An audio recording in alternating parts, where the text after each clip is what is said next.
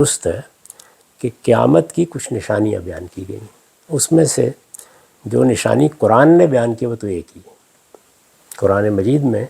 یہ بیان کیا گیا ہے کہ یہ وسط ایشیا کی اقوام میں سے گوگ میگوگ، یاجوج ماجوج، ان کا خروج شروع ہو جائے گا۔ تو یہ خروج جاری ہے، یعنی یہ تو آج سے 500 سال پہلے شروع ہو گیا تھا، وہ مختلف صورتوں میں سامنے آتا رہے گا، یہاں تک کہ پھر قرآن نے یہ بتایا ہے کہ ایک آخری وقت میں اس کی صورت ایسے ہوگی جیسے کہ کوئی طوفان ابل پڑتا ہے، اور دنیا کے سارے پھاٹکوں سے، جیسے کہ بائبل میں آتا ہے، یہ لوگ حملہ آور ہو جائیں گے۔ تو یہ بالکل ٹھیک ہے، یعنی یہ نشانی قرآن نے بیان کی۔ کچھ نشانیاں رسول اللہ نے بھی بیان فرمائی ہیں قیامت کی، ان میں خاص طور پر 2 نشانیاں تو ایسی ہیں کہ جو حرف بحرف پوری ہو چکی ہیں، اور وہ ایک بڑی اہم روایت میں ہے، یعنی جس کو حدیث جبریل کہتے ہیں، کہ تم یہ دیکھو گے کہ عرب کے ننگے پاؤں ننگے بدن پھرنے والے چرواہے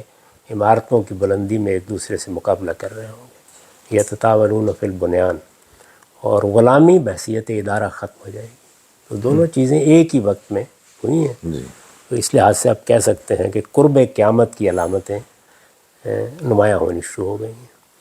یہ جو جنگیں اور اس طرح کی بعض چیزیں لوگ بیان کرتے ہیں، ان کو ہمارے ہاں حدیث میں ملاحم سے تعبیر کیا جاتا ہے، اور بالعموم کتاب الفتن میں اس طرح کی روایتیں ہیں۔ یہ 80-90% بے معنی ہیں، سند کے لحاظ سے بھی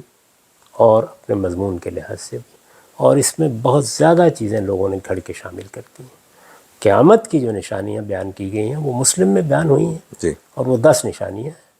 وہ بہرحال جس طرح میں نے عرض کیا کہ کچھ نمودار ہو گئی ہیں، کچھ نمودار ہو جائیں گی، تو میرا زاویہ نظر یہ چلیں جی۔ اور بس ایک اچھا، میں صرف یہ کہتا کہ ایک چیز جو میں ان کو حسن کو بتا رہا تھا کہ جو میں آپ کا شکر گزار ہوں، آپ سے میں نے سیکھی ہے، اللہ آپ کو اس کا اجر دے، وہ یہ ہے کہ کسی شخص جس کی کوئی بھی بات آپ کو پسند نہ آ رہی ہو تو اس سے اختلاف کرنے کا سلیقہ کیا ہے۔ تو وہ آپ کے عملی نمونے، مجھے یاد ایک ایسی بھی ایک میں نے ویڈیو دیکھی جس میں آپ کے بال جو تھے وہ اس میں ابھی سیاہ بال بھی تھے، تو اس میں ایک خاتون نے کچھ بولنا شروع کر دیا تھا، تو آپ نے اس کو جیسے ہینڈل کیا، اور پھر آپ اس بات کا ذکر بھی کرتے ہیں۔ غلام احمد پرویز صاحب کے بارے میں آپ کا وہ میں نے پوری سنی ہے کہ آپ نے کتنے احترام سے ان کی نیت کے بارے میں اور تمام چیزوں کے بارے میں کسی قسم کے شک و شبہ کے بغیر کیا۔ تو پھر آپ کی اس بات سے متاثر ہو کہ میں نے بھی آدھا گھنٹہ پھر ایک گفتگو ریکارڈ کی تھی کہ ہمیں آداب کیا ہونے چاہیے۔ میں صرف آپ سے اپنے سیکھنے کے لیے پوچھتا ہوں کہ یہ آپ کا ان بلڈ بچپن سے آپ کی فطرت میں یہ تھا کہ یہ ایک ایکوائرڈ آپ کی صفت ہے، اور اگر یہ ایکوائرڈ ہے تو آپ نے کیا ذریعہ اختیار کیا تھا اس کو اپنی عادت بنانے کے لیے؟ میں اس کی تحلیل تو نہیں کر سکتا کہ اللہ تعالیٰ انسان کو کیا چیزیں دے کے پیدا کرتا ہے، کیونکہ وہ آپ پیچھے مڑ کے جب دیکھتے ہیں تو بہت سی چیزیں اس طرح حافظے میں نہیں ہوتی ہیں، بچپن میں کیا تھا، کیسے سوچتا ہے آدمی۔ لیکن میرا خیال ہے کہ بچپن میں اللہ تعالیٰ نے انسان کو کیا شخصیت دی ہے یا کیا طبیعت دی ہے، وہ بھی بڑی اہم چیز ہے، اور اللہ تعالیٰ ہر ایک پہ کرم ہی فرمائے اور اس کو اچھی طبیعت ہی دے۔